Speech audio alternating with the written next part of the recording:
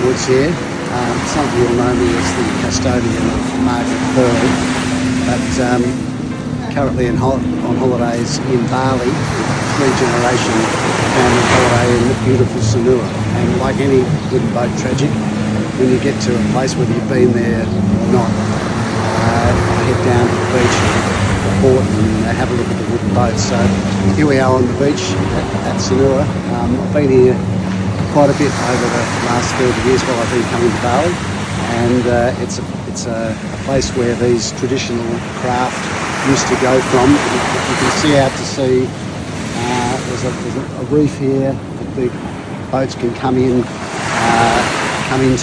and when we used to come here, even perhaps 10 years ago, there were a fleet of traditionally rigged fishing boats that go out in the evening, fish all night, and come back in the next day, and there'll be half a dozen on the beach taking tourists out for the ride. And unfortunately, those days are gone, and there's no one now that knows the traditional method of sailing these boats. And you can see they've all now been rigged with engines to take the tourists out rather than under sail, as was originally the case.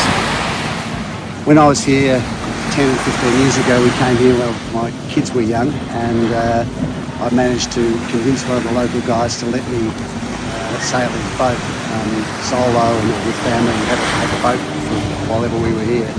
And I got in touch with him, strangely enough, on the beach a couple of days ago. The boat that I used to sail is sold. His business went very quiet during the COVID period, and he had to sell a lot of his craft. So he's a really interesting guy. He's a wooden boat builder and woodworker.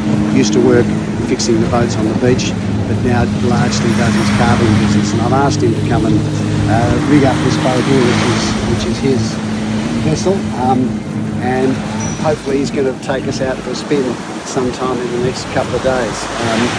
So as you can see, the outriggers have got to be tied on, a bit of tidying up done, but they leave them on the beach for extended periods. Boats in pretty good nick. So hopefully you'll see me again in a couple of days' time going out for a spin with them.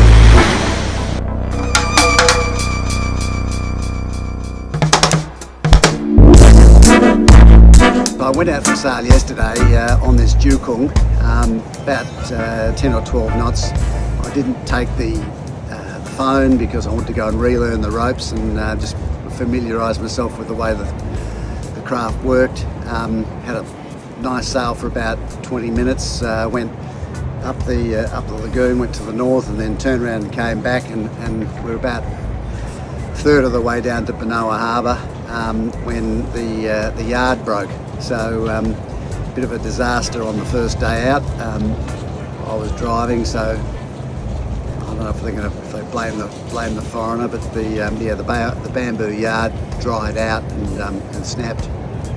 Wasn't under all that much pressure, so we had about a 45-minute paddle back. All good fun. Got back in, brought the boat up, and the boys are out finding another yard for us to go. So hopefully we'll get another sail sometime later today.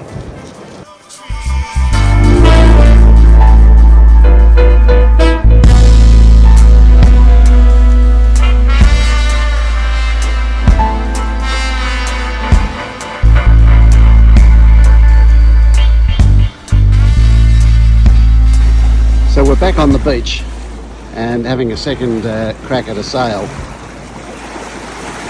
The boys have fitted a new yard, which is the top spar on the lateen rig, and they're just setting up the sail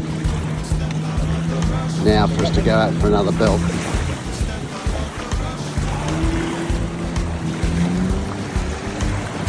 So you can see the simple nature of the attachment to the short mast.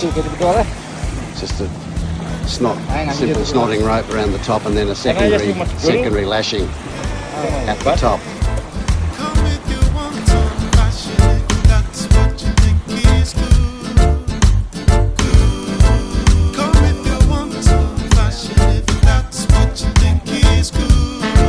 The rig is put together standing straight up like this, and there's quite a bit of pressure when the sail comes on the sort of 1.5 meters above where the connection is to the mast. I think that's the pressure point where the main part of the sail weight on the sail's getting taken. So the mast is lashed on to the little, what I would call the sprit, is lashed onto the little mast that's very firmly fixed in the bow of the boat, and then the sail's unrolled. The mast is a heavier bit of bamboo, and the boom is lighter, and that just basically, it's sitting at the moment feathered into the breeze. You can see the rudder here in the resting position. There's no gudgeons or pintles. The rudder just drops from the resting position here into the slot, into this slot here, and this line comes around the rudder, passes under the outrigger, and attaches to the toe or the foot of the helmsman. And the idea here is that this is providing forward force on the rudder to hold it in place while you go along. If you hit something, you just release the loop off your foot, and the rudder kicks up, does no damage. Very ingenious and simple mechanism to use for rudder control. There's also a very important tool, a paddle. The boats don't come round it. You know, once you're tacking, they don't come round all that easily, and you quite often need to give her a bit of a paddle to finish the tack off before you change side.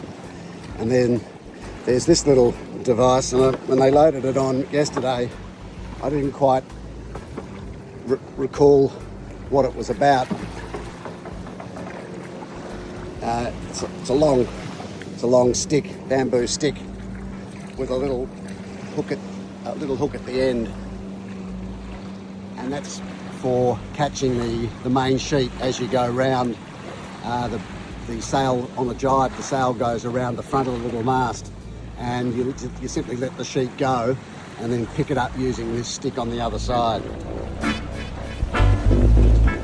So you can see at the top of the yard there's a line that goes back aft. It's a sort of a stabilising line to keep take a bit of pressure off the top of the yard when the wind comes up or if you're manoeuvring.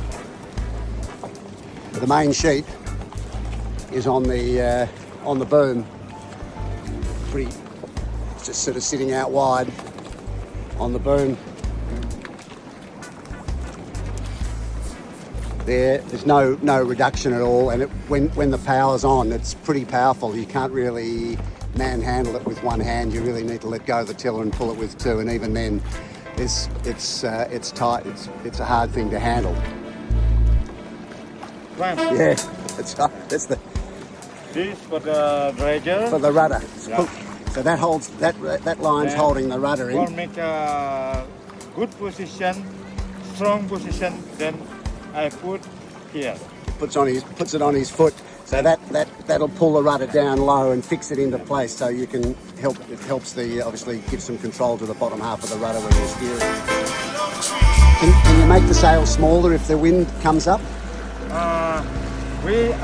If the season strong wind, same. Yep. But we give the sail up for the wind. So higher. Yeah. Yeah. Then We don't have two sails. Big or small, we don't have. No. Only one. Only one, yeah. That's the sail depend with the long the boat. Yep. Yeah, the bigger the boat, the bigger the sail. Long boat, long sail. boat. Yeah. Like that. So if you had a lot of wind, you'd stand it up this way. No. Get the position the boat. Oh yeah, you sail the boat, you feather the boat. Look now. Yeah, feather the boat, yeah. But we run. Yeah, you still go the same pace, but you just feather the sail so it's not taking as much wind. Yeah. What happens if you want to go downwind with you say it's 20 knots or strong winds? Then we up this more like that. Yeah, let it go. Yeah, and maybe even round to the front. Yeah, so you can let the wind go around the outside. Yeah, I understand. That's what you think. That's what you think is good. We just had exactly the same as we had yesterday in exactly the same spot. So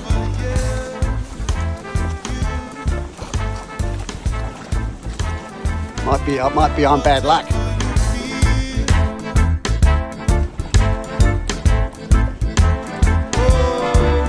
So we had a little bit of a tidy up with the sail, turned the boat around using the paddle, and you can see just jury rigged the sail to give us a little bit of drive to get us home. Probably about a mile or so. We paddled this yesterday, so it's easier to use the sail if we can. Still making a couple of knots, very pleasant. Quite sure why we're breaking them, but at least Godot was driving today, not me.